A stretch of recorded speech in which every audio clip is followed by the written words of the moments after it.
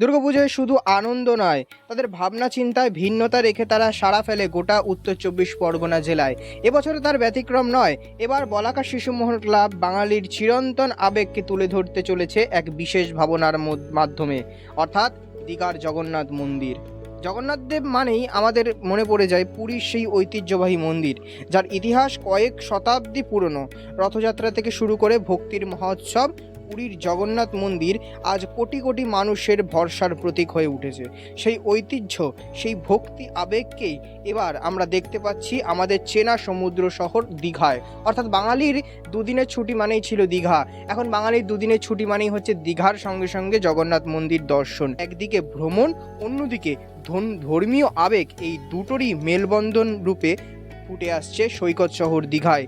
যেন এক নতুন দীঘার আকর্ষণ করে তুলেছে জগন্নাথ মন্দির।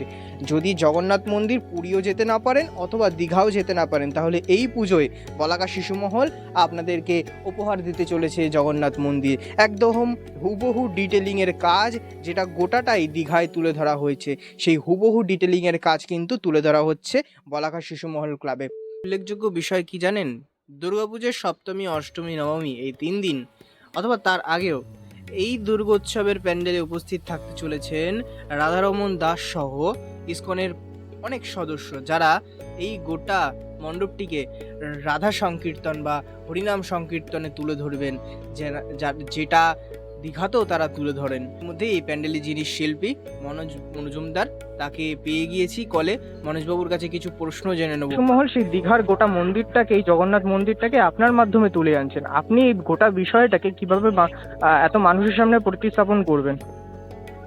ওটা হচ্ছে প্রভু, এগুলো সব প্রভু জগন্নাথেরই ইচ্ছা। আর আমাদের যে হালি শহরের চেয়ারম্যান আছেন শুভঙ্কর ঘোষ মহাশয়, ওনার সাথে এই দীঘার জগন্নাথ মন্দিরটা আমরা তৈরি করতে পারছি। আর প্রভু জগন্নাথ না চাইলে দীঘার এক টুকরো জগন্নাথের যে মন্দিরটা, তার এক টুকরো আমরা এইভাবে দাঁড় করাতে পারতাম না।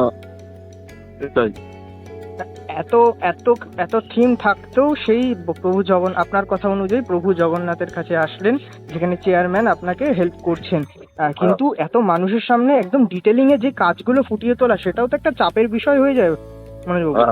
অবশ্যই অবশ্যই। এই জিনিসগুলো কিভাবে দেখছেন? সেই জিনিসগুলো তো আমরা দিন রাত অনবরত 24 ঘন্টাকে এক করে দিচ্ছি, করে দিয়ে আমরা অনবরত 3 মাস 4 মাস ধরে আমরা একভাবে ওই হুবাহু জিনিসটাকে আনার জন্য।